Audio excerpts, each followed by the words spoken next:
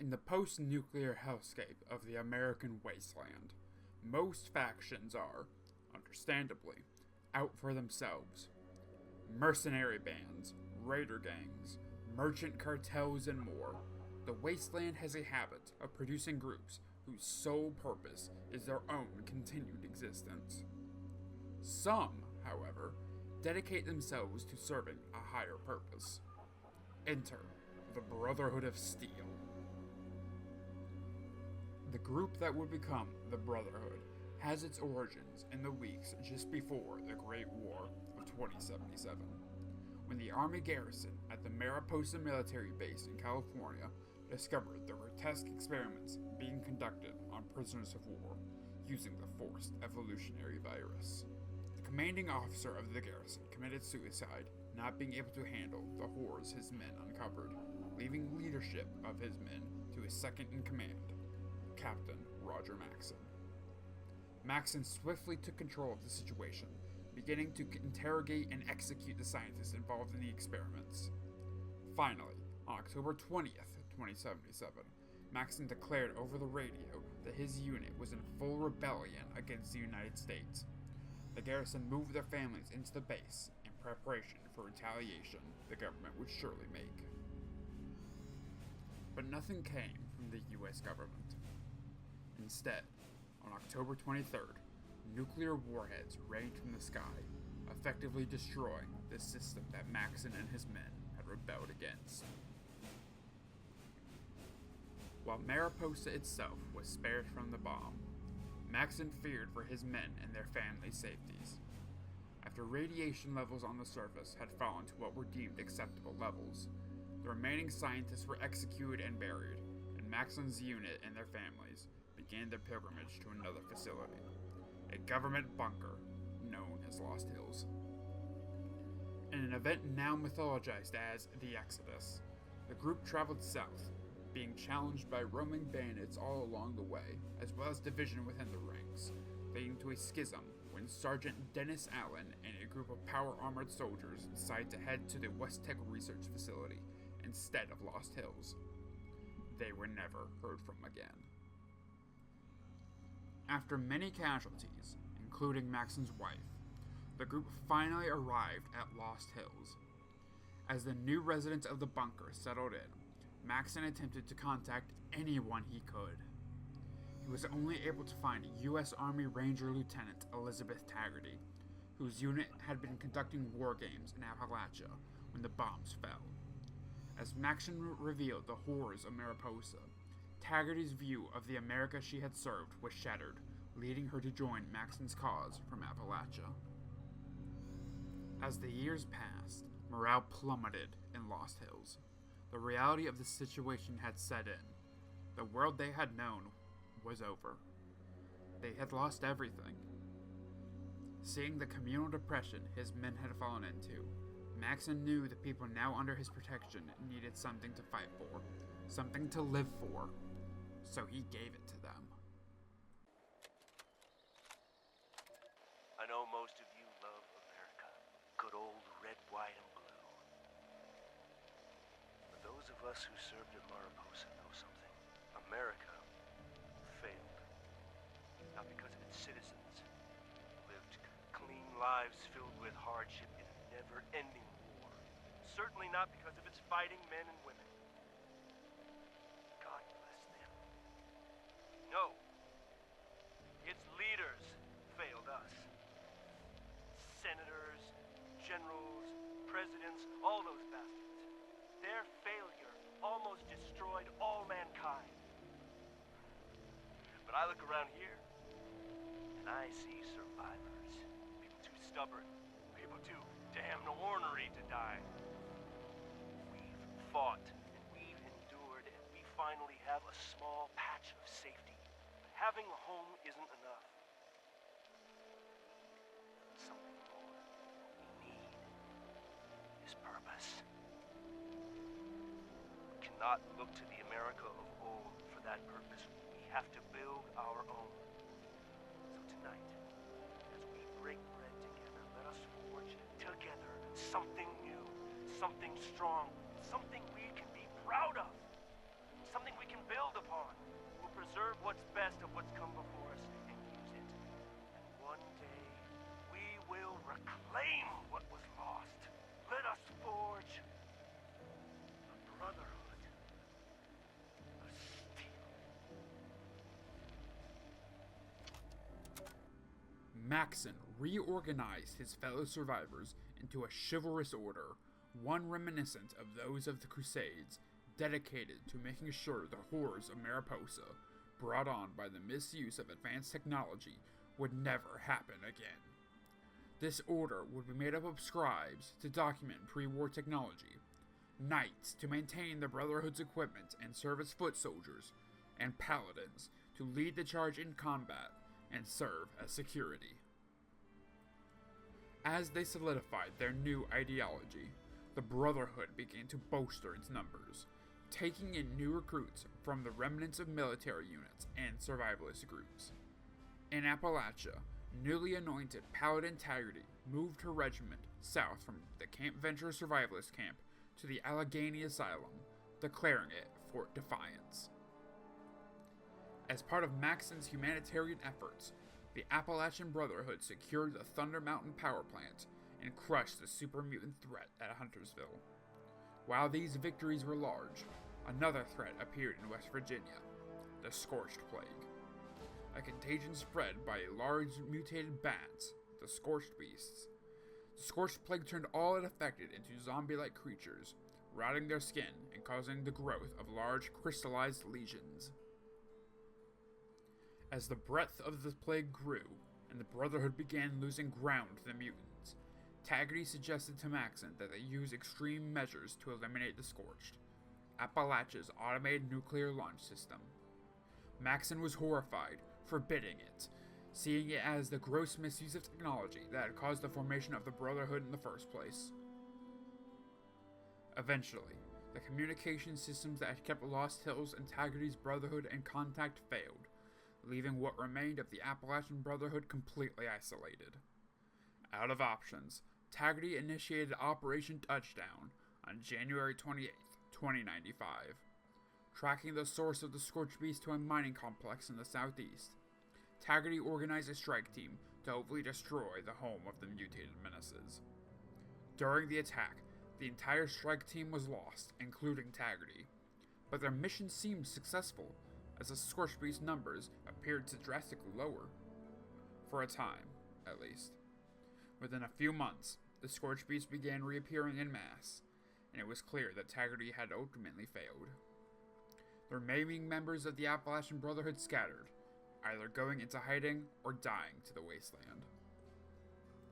In California, Maxon understood the danger the Scorched Plague represented. If allowed to continue, it could spread this contagion to the rest of America, and possibly the world. Knowing this, Maxon ordered a team to travel from California to West Virginia to assess the situation and take necessary action.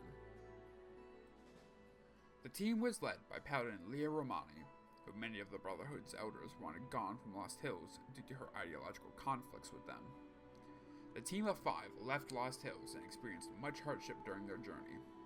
One member was forced to return to the Brotherhood, and another was killed by raiders. But eventually, after having much of their weapons stolen by that same raider gang, Romani's group, and the recruits they had gathered along the way, arrived at the Atlas Observatory in Appalachia, making it the new base of the Brotherhood in the region in 2104. Finding that the Scorched Plague had been contained by the locals, Romani pivoted their mission to assisting the locals, to the chagrin of her second-in-command, Knight Daniel Shin.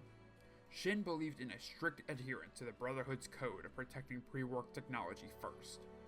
Shin also became suspicious of Romani after she continuously delayed re-establishing contact with Lost Hills.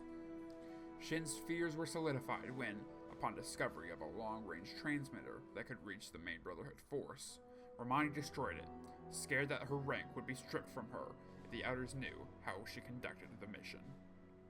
Tensions were brought to a head after the Brotherhood foiled the plans of Dr. Edgar Blackburn, who had been kidnapping settlers to use as FEV test subjects.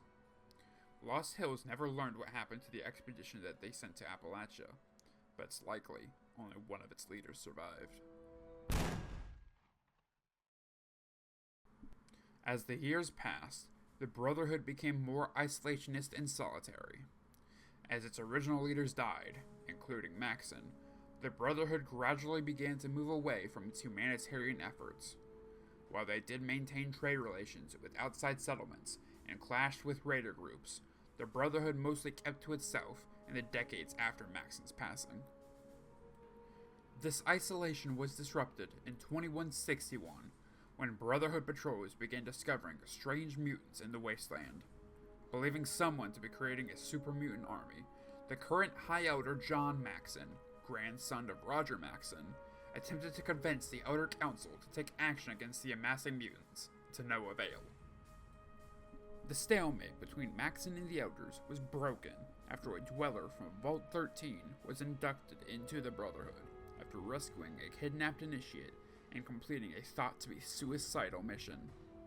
The Vault Dweller provided undeniable evidence that a mutant army was being created by the self-proclaimed Master, using FEV from the Mariposa military base, the very place the Brotherhood began almost a century ago. The Elders finally came to a consensus, deciding to crusade against the mutants and providing the Vault Dweller with fire support when they eventually assaulted Mariposa. After the Master and Mariposa were destroyed, the Vault Dweller faded into myth in California, but the Brotherhood began to once again branch out of Lost Hills and provide support to local settlements in defending against the mutant remnants. While they stayed out of local politics as much as they could, the Brotherhood cultivated a friendly relationship with the fledgling New California Republic. Their relationship was so positive that the Brotherhood was allowed to set up outposts in the NCR's capital of Shady Sands, and one of the NCR's founding states was named Maxon out of respect. Once again, the next few decades were relatively peaceful as far as life in the wasteland goes, until the 2240s, when a new player in New California began to appear. The Enclave, the organized remnants of the pre-war U.S. government, has slowly made their existence known to the wasteland at large, as their vertibird helicopters began to take control of the skies. The Brotherhood, particularly interested in the Enclave's advanced technology, hired the self-proclaimed Chosen One of the village Arroyo to infiltrate the Enclave's refueling station, Navarro, and steal the blueprints to the vertibirds. While the Chosen One was successful in their mission, the Enclave caught wind of the Brotherhood's plot and sent their mutated enforcer, Frank Horrigan, to destroy the Brotherhood's San Francisco outpost. When the Enclave's presence on the West Coast was eventually destroyed, by that same Chosen One no less, the NCR and Brotherhood began to hunt down the last holdouts of resistance in California. Eventually, Navarro itself was besieged and taken by the NCR.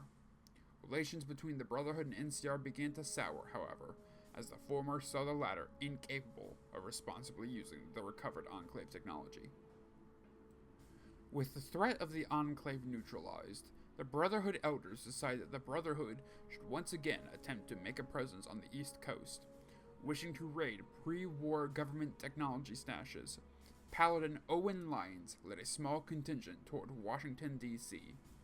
When the team arrived in the capital wasteland, they made their headquarters in the ruins of the Pentagon, renaming it the Citadel. After cleansing the remains of Pittsburgh and recruiting the orphan children in an event known as the Scourge, Lyons began to properly assess the situation in the capital. While the Brotherhood found enormous amounts of technology to secure, Lyons found the people of DC destitute, without the basic necessities of life such as clean water. Heartbroken by the plight of the Wastelanders, Lyons pivoted his expedition's mission from securing advanced technology to help protect and improve the lives of the capital wasteland citizens. Wishing to stick to their original mission, a contingent of Brotherhood members broke away from Lyons' group, calling themselves the Outcasts. Led by Paladin Henry Kasdan, the Outcasts established their headquarters at Fort Independence, where they continued the mission of retrieving advanced technology. Lyons, now going against direct orders from Lost Hills, was labeled a traitor, and all communications between East and West were severed. This did not deter the hardened Lyons, now declaring himself elder of this new Eastern Brotherhood. He anointed his daughter Sarah as Sentinel, and began to work with Wastelanders to help better the state of the Wasteland. though many of these attempts were fruitless. The situation in the West wasn't much better. Failing relations between the Brotherhood and NCR eventually led to full-on war.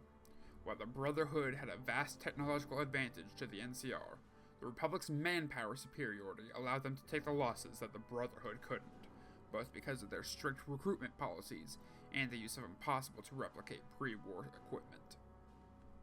The conflict spread from California into the Mojave Desert when a Brotherhood expedition, led by Elder Elijah, captured the Poseidon Energy solar plant Helios 1. After the NCR began to occupy the nearby Hoover Dam, they became aware of the Brotherhood's presence at Helios 1 and undertook Operation Sunburst to flush them out. Outnumbered 15 to 1, the Brotherhood's presence in the Mojave was decimated, and they were forced to abandon Helios 1 and go into hiding at the Hidden Valley Bunker Complex, right in the middle of NCR-occupied territory.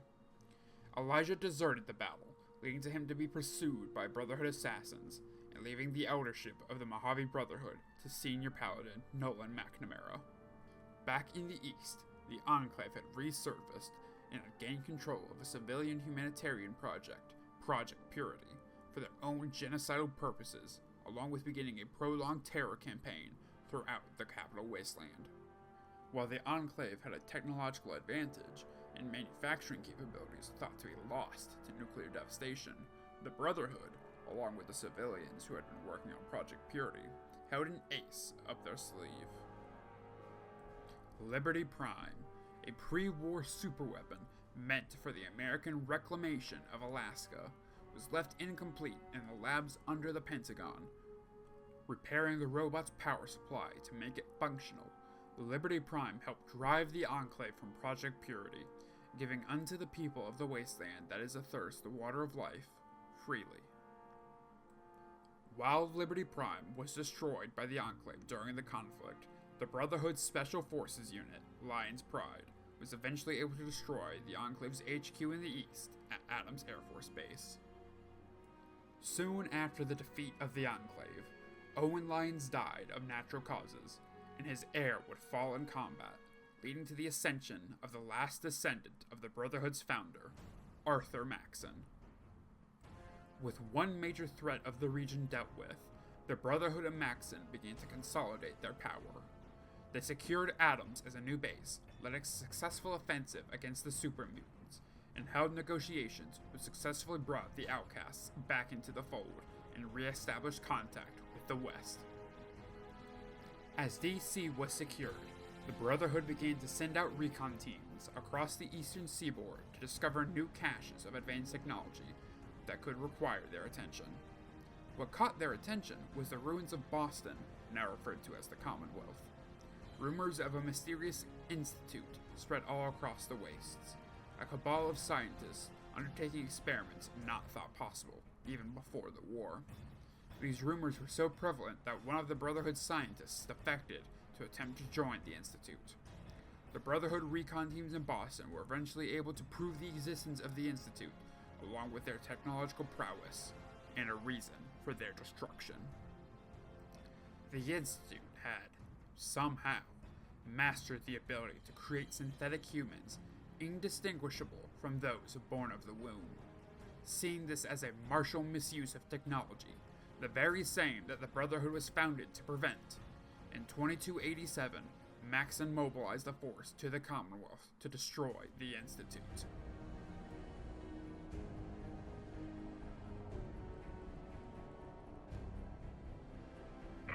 People of the Commonwealth, do not interfere. Our intentions are peaceful. We are the Brotherhood of Steel.